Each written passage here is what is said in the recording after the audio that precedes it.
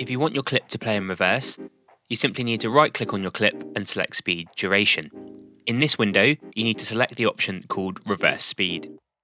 Your clip will now play in reverse. You can go back into the Speed Duration window to increase or decrease how quickly your clip plays in reverse. You can employ reverse speed to create the looping effect. To do this, first of all, copy your clip and then paste the same clip directly after the original. By reversing the second clip, you can create the looping effect.